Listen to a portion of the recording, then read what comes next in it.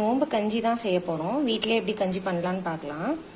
அதுக்கு வந்து தேவையான பொருட்கள்: ஒரு வெங்காயம் சின்ன சின்னதாக கட் பண்ணி வச்சுருக்கேன், ஒரே ஒரு பச்சை மிளகா, 1/4 ஸ்பூன் ஜிஞ்சர் கார்லிக் பேஸ்ட், புதினா, கொத்தமல்லி ரெண்டுமே ஒரு கைப்பிடி அளவு, ஒரு சின்ன சைஸ் தக்காளி, 2 பட்டை, 2 லவங்கம், ஒரே ஒரு ஏலக்காய், 1/4 ஸ்பூன் மஞ்சத்தூள்.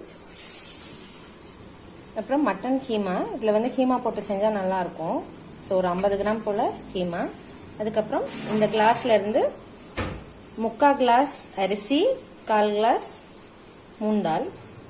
இந்த அரிசியை வந்து மிக்சியில் போட்டு ஒரே ஒரு அடி அடித்து இந்த மாதிரி ரொம்ப பவுடர் பண்ணாமல் கொஞ்சம் குறைன்னு அரைச்சிக்கணும். இப்போ வாங்க எப்படி பண்ணுறதுன்னு பார்க்கலாம்.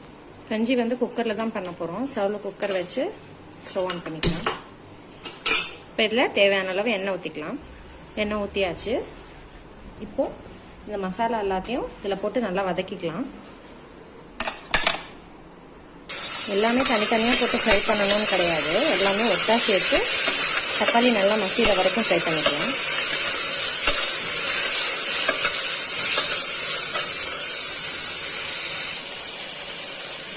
இப்போ இந்த ஸ்டேஜில் நான் உங்ககிட்ட காமிச்ச இந்த மட்டன் கீமாவை இதில் சேர்த்துக்கலாம். மட்டன் கீமா போட்டுக்கலாம். நல்லா மிக்ஸ் பண்ணிக்கோங்க.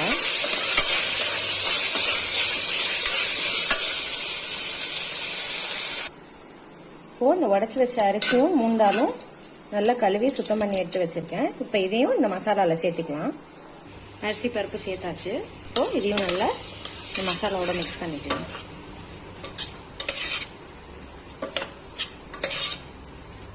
இப்போ இதில் தேவையான அளவு உப்பு சேர்த்து தண்ணி போட்டுக்கலாம். தண்ணி வந்து என்ன மெஷர்மெண்ட்னா, நான் உங்ககிட்ட காமிச்ச இந்த சின்ன கிளாஸ் இருக்கு இல்லையா, இந்த கிளாஸ்ல 1க்கு 5லேருந்து 6 படி தண்ணி போட்டுக்கலாம். அப்போதான் உங்களுக்கு அந்த கஞ்சி கன்சிஸ்டன்சி வந்து கரெக்டா வரும். பாருங்க, நான் இந்த சின்ன கிளாஸ்ல இருந்து 6 கிளாஸ் தண்ணி சேர்த்திட்டேன். தேவையான அளவு உப்பும் சேர்த்திட்டேன். இதை வந்து நல்லா கலந்து விட்டு குக்கர் மூடி விசில் விட்டுடலாம். 6லேருந்து 7 விசில் வரட்டும்.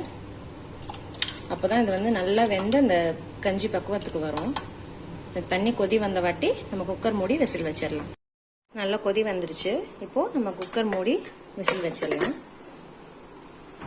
விசில் வச்சாச்சு. 5லேருந்து 6 விசில் வரட்டும். வந்த வாட்டி எப்படி இருக்குன்னு பார்க்கலாம். கஞ்சியில் ஸ்டீம் நல்லா இறங்கிடுச்சு. ஸோ இப்போ இதை பாத்திரத்துக்கு மாற்றிக்கலாம்.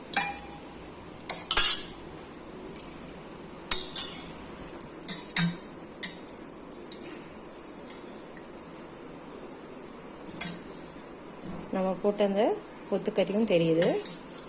டேஸ்டியான கஞ்சி ரெடி ஆயிடுச்சு.